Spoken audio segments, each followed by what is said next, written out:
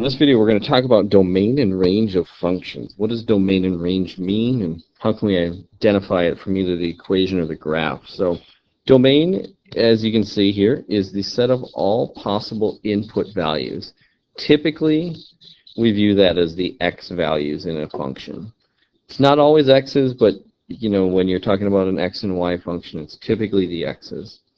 The range is the set of all those outputs. So whatever is spit out of that function, that's the range of the values, and that's typically the y's. And so for all of these examples that we're going to be going over here in this video, the domain is the x's and the range is the y's.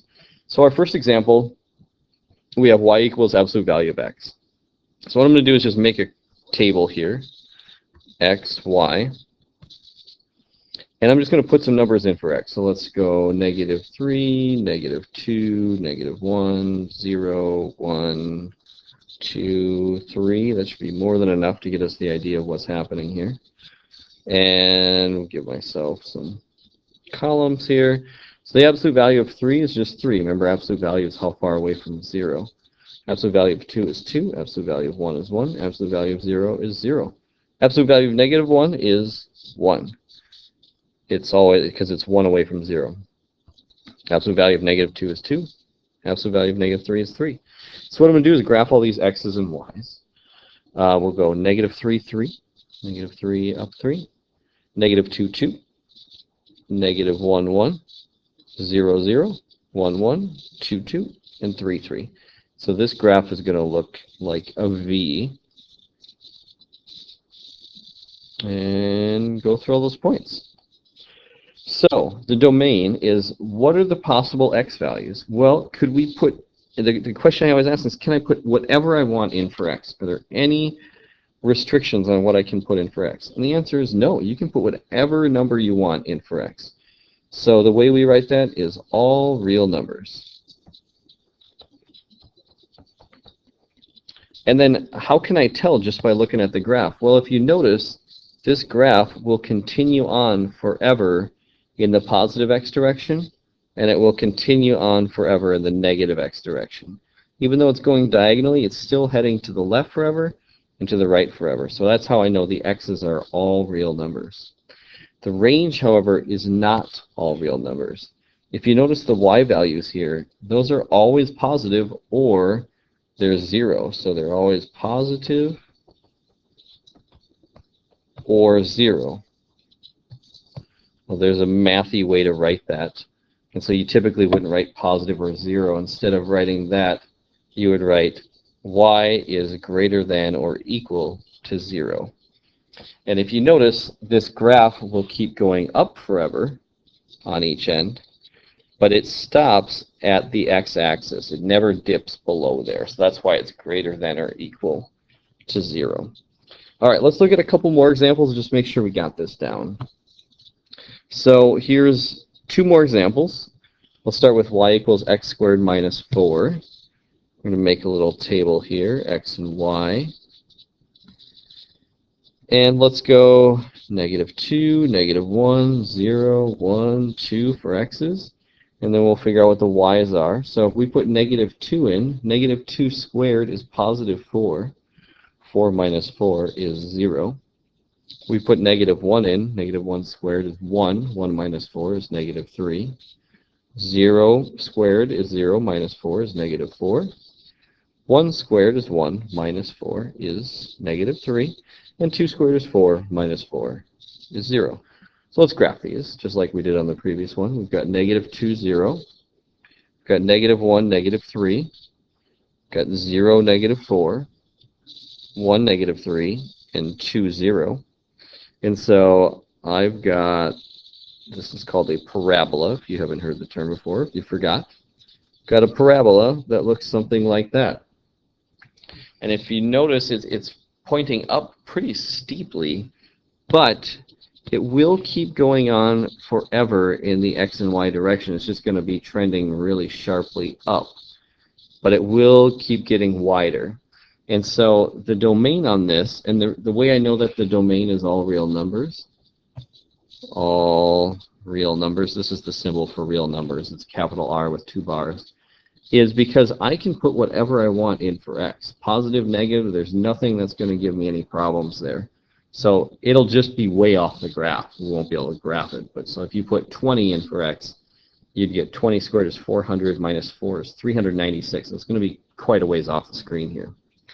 But it still exists when x is 20. The range is not all real numbers. The range, if you notice the y values, they kind of stop down here at -4. It never dips below -4. So the way we would write that is y is greater than or equal to -4. And it's equal to -4 when x is 0, so we know it's greater than or equal to. All right. Our next example, and almost our last one, kind of, is we've got this funky equation. So if you remember what this one is, this is actually a circle. And the center of the circle is at -1, 4. Excuse me. Yeah, -1, 4. Yep. It's the opposite of the number with the x, so because it's x minus h and y minus k. You just take the opposite of those. So the center's at -1, 4, right there. And then the radius is 5. It's always the square root of what it equals. So the square root of 25 is 5. So that means we're going to go up 5. 1, 2, 3, 4, 5. We're going to go over 5. We're going to go down 5. And we're going to go left 5. 1, 2, 3, 4, 5. And we're going to just draw our circle. Looks something like this. There we go. Not the best circle in the world, but we get the idea. So, what's our domain in this case? Well, the domain is not all real numbers in this case. Now, you might be thinking, well, I can put whatever I want in for x into that equation. You know, if you put 1,000,000 in for x, you'll get some number, but you'll never be able to get it to equal to 25.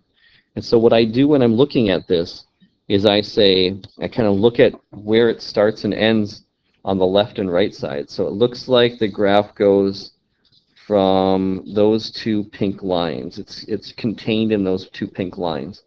And that's, let's see, 1, 2, 3, 4, 5, 6. So this is -6, where that left pink line is, and +4 is where the right pink line is. So what we would say for our domain is it's between -6 and 4. And one way to write that is -6 is less than or equal to x is less than or equal to 4. The range, then, we do the same idea. So we're going to, let's see, we'll do white, red.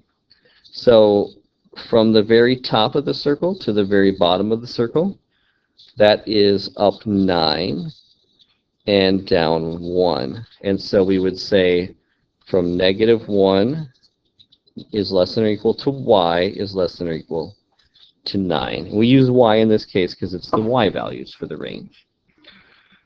All right, so with domain and range, you're just looking, where is this graph happening on the graph? Where is the function occurring on the graph? In this case, the circle wouldn't be a function because it fails the vertical line test, but where's this thing graphed, we'll say. And we're looking in between which values. So there's also this thing called interval notation. And so for all three of these examples, we can write them in interval notation. And really what it's saying is from what to what. So where's the beginning of it and where's the end of it? And when you talk about all real numbers, the beginning of it is -infinity. And the end of it is +infinity. And then we've got some symbols that tell us, do you include those numbers or do you not include those? So whenever we're dealing with less than or greater than, I said that backwards, we're going to be dealing with parentheses. We're going to use parentheses. I'll show you what I mean here in a second. If it's less than or equal to, greater than or equal to, we're going to use brackets. So we can never get to infinity. We can try to get close, but we can never get to infinity, so we cannot include infinity. So we're going to use parentheses. So for the range where it says y is greater than or equal to 0, we start out at 0, and it keeps going up forever, so that would be up to infinity. So we can't get to infinity, we'll put a parentheses, but it includes 0, so we put a bracket.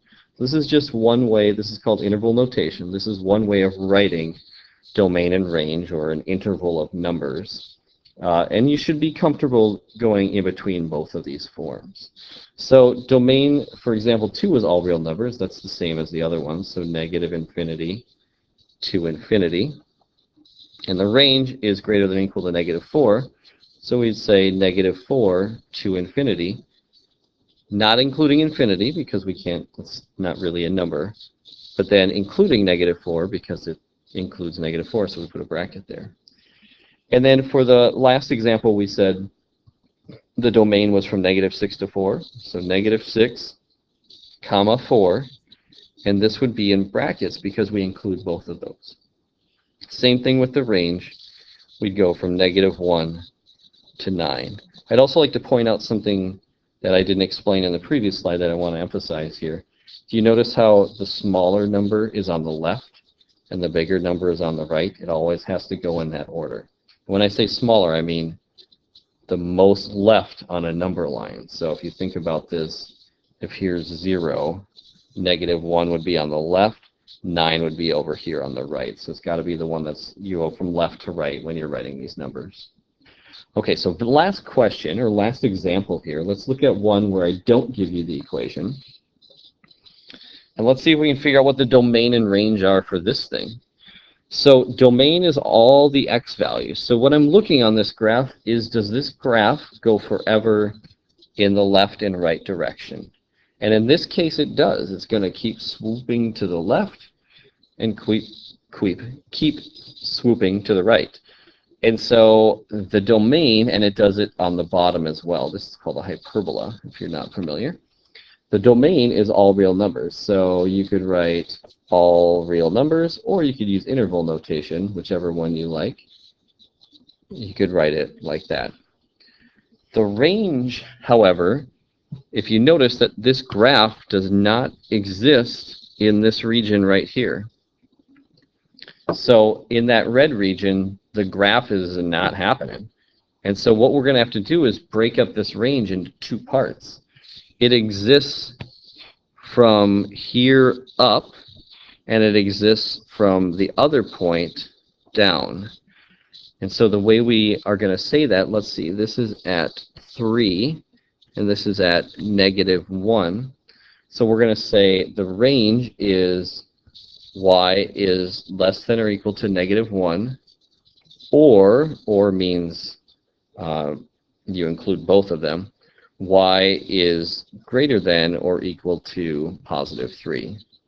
For interval notation, you would write negative infinity, comma, negative 1, and then bracket, or 3 with a bracket, comma, positive infinity, parentheses. These two things, let's see, that I just put a box around, and that, these say the exact same thing, just two different ways of writing it. All right, so there's your brief intro to domain and range of functions.